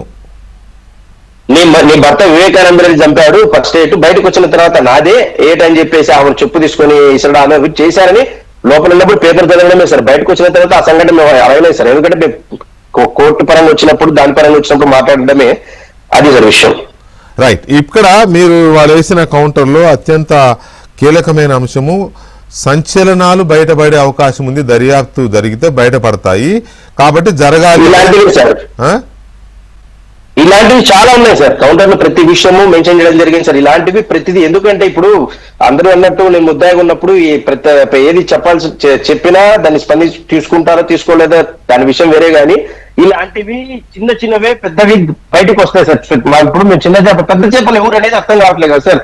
మరి ఎంక్వైరీ అనేది తప్పు అసలు ఎందుకు అయిందో, ఇది స్క్రిప్టా లేకపోతే ఏందనేది త్వరలో తెలుస్తుంది. కోర్టుల విచారణ కానీ లేదంటే సిబిఐ తరతర విచారణ నెక్స్ట్ వచ్చే విచారణ అయినా కానీ ఏదైనా కానీ స్పందిస్తా అని చెప్పి బయటికి ముందుకు వచ్చి చెప్పడం కారణం ఇట్లాంటివే సార్. ఎందుకంటే మేము ఆల్రెడీ ఫైనాన్షియల్ గా అన్ని రకాలుగా తొక్కేసినారు సార్, ఇబ్బందులు పెట్టారు. మీకు కూడా గతంలో మీకు కూడా మొరబెట్టుకున్నారు రోజులు ఉన్నాయి సార్. నేను బయటకు వచ్చిన తర్వాత ఇలాంటివి ఇంకా ఆపకుండా కంటిన్యూ చేస్తూ కోర్టుకు రావాలన్నా భయపడాలి, బయటకు పోవాలన్నా భయపడాలి, ఇంకా రకరకాల ఇబ్బందులు పెట్టి నేను ఉన్న విషయం చెప్తున్నా సార్. మీరు తప్పు చేయలేదు అనుకుందాం సార్. నేను కోర్టును ఆశ్రయించిన ఎంక్వైరీ చేయండి, దాన్ని బయటికి తీయండి, కొన్ని అంశాలు బయటకి ఇచ్చిన. మిగతా వాళ్ళు ఎందుకు ఇవ్వలేదు సార్? A1 ఎందుకు ఇవ్వలేదు, A3 ఎందుకు ఇవ్వలేదు, A5 ఎందుకు ఇవ్వాలంటే ఎందుకు ఇవ్వలేదు సార్? అంటే దాని వెనక ఏదో ఉన్నట్టే కదా. అంటే ఈ లాయర్ ఒక విషయం అందరినీ అడ్వకేట్ గారిని తప్పులు పెట్టలేదు సార్. నన్ను కూడా మొబైలైజ్ చేసి నయన్ కుమార్ రెడ్డి గారి దగ్గర నుండి వీళ్ళకి సంబంధించిన లాయర్ కు తీసుకోవాలని చూశారు సార్.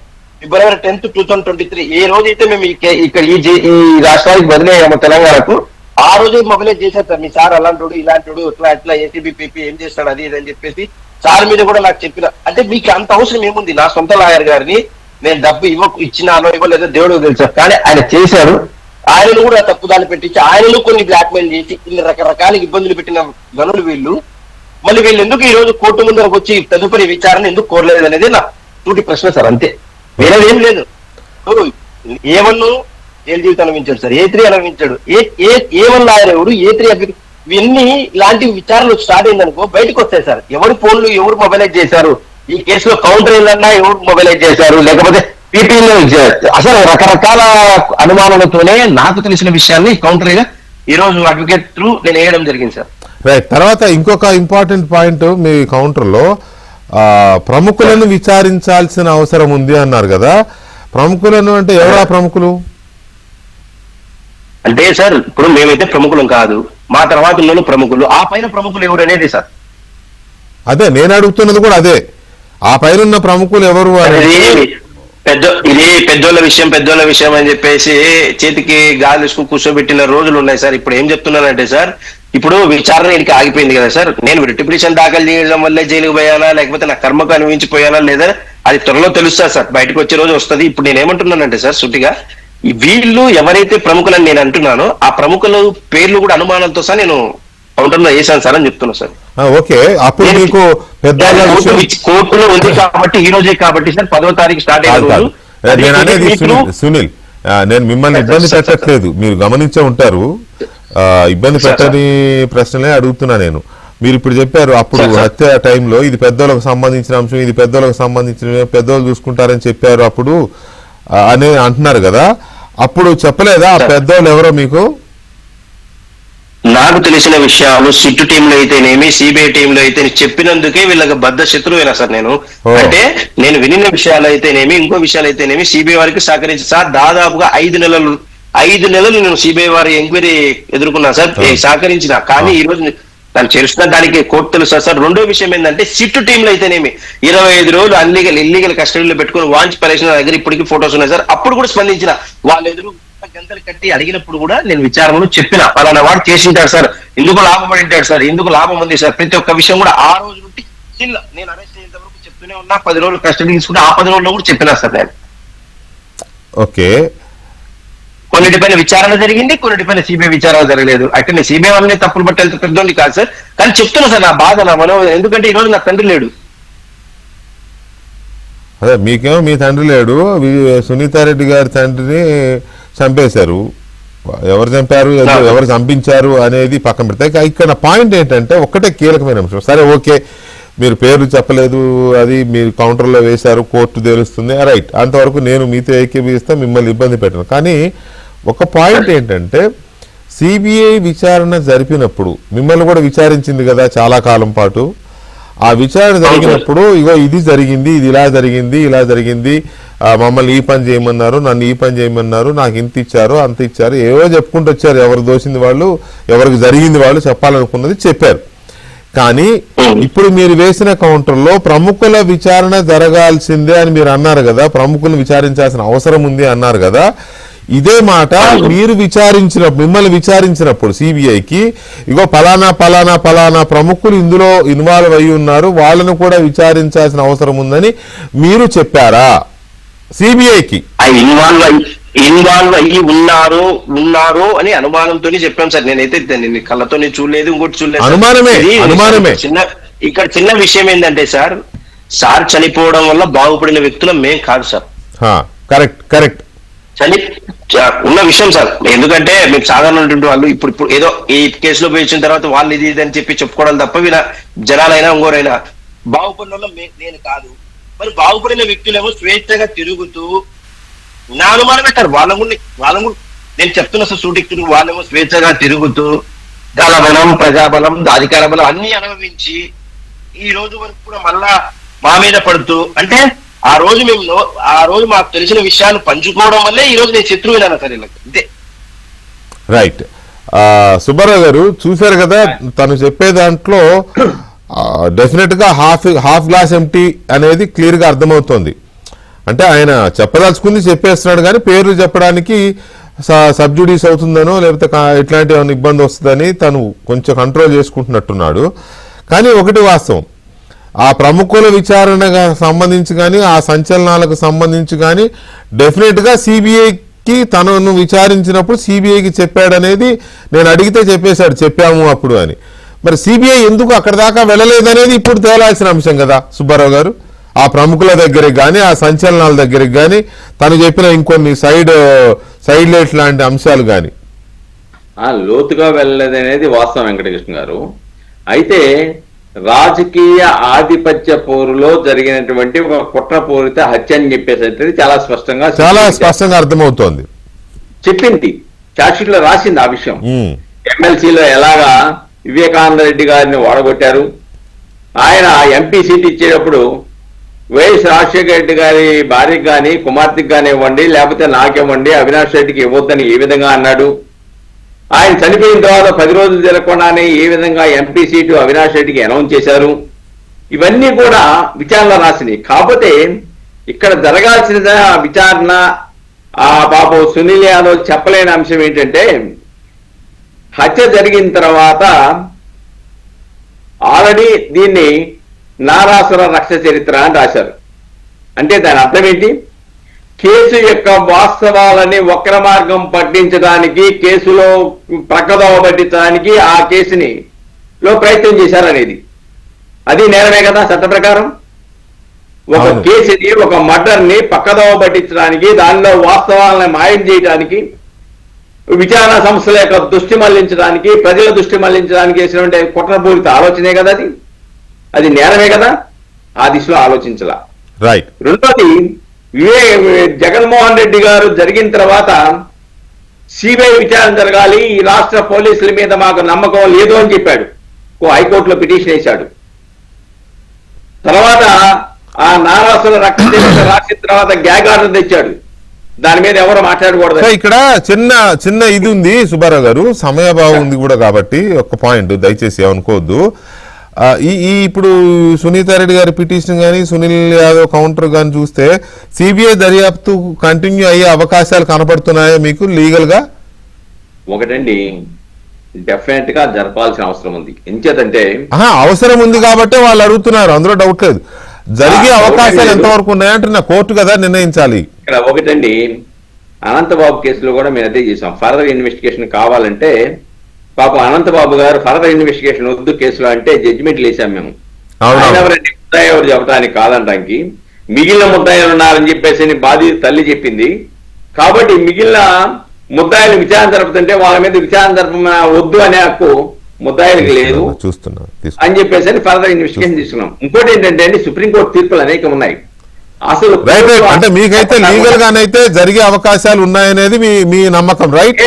యా, ఒక్క నిమిషం సుబ్బారావు గారు దయచేసి ఒక్క నిమిషం. కొంత ఈవెన్ ట్రయల్ పీరియడ్ లో కూడా ఇన్వెస్టిగేషన్ ఏజెన్సీ కొత్త వాస్తవాలు వచ్చాయంటే ఫర్దర్ ఇన్వెస్టిగేషన్ చేసుకునే హక్కు ఉంది పూర్తిగా. కాబట్టి డెఫినెట్ గా సునీతారెడ్డి యొక్క ఆశించినటువంటి ఫలితాలు వచ్చేవంటే అవకాశాలు స్పష్టంగా కనబడుతున్నాయి. రైట్. బాలకోట గారు దీని మీద నేను మళ్ళీ ఇంకొకసారి కంటిన్యూ చేద్దాము. ఒక్క మాటే చెప్తాను. చెప్పండి చెప్పండి సరే. వెంకటకృష్ణ గారు, హత్య చేసిన వాడే శిక్షింపబడతాడు. అవును, హత్య చేయించిన వాడు రక్షింపబడచ్చు తప్ప శిక్షించబడే దాఖలు చాలా తక్కువ. అదే కదా సునీతారెడ్డి గారు అడుగుతున్నది, అదే సునీల్ యాదవ్ చెప్తున్నది అదే. హత్య చేయించిన వాళ్ళు ఎవరనేది కూడా తేలాలి. కాబట్టి మీరు అడిగిన అన్ని ప్రశ్నల్లో సునీల్ యాదవ్ గారు అన్ని విషయాలు చెప్పారు. నేను అడుగుదాం అనుకున్నది కూడా మీరే అడిగారు. ఆయన మనసులో ఉంది ఒక భావం, అది ప్రేక్షకులు కూడా అర్థమైంది, రాష్ట్రానికి. సునీల్ యాదవ్ మనసులో ఏముందనేది అర్థమైంది, కాకపోతే లీగల్ ప్రాబ్లం అని తను చెప్పలేకపోతున్నాడు. Right. Anyway, thank you very much Sunil. కొంత రిస్కీ అయినా మా చర్చకి యాక్సెప్ట్ చేసి డిబేట్ లో పార్టిసిపేట్ చేసినందుకు. ఇప్పుడు నేను ఈ కౌంటర్ వెనకాల ఇప్పుడు ఉన్నటువంటి ఆంధ్రప్రదేశ్ గవర్నమెంట్, టీడీపీ గానీ కూటమి ప్రభుత్వం నా వెనకాల ఉందని చేయిస్తున్నారని కొంతమంది చర్చలు పెట్టారంట సార్. అంటే ప్రచారం చేస్తున్నారు.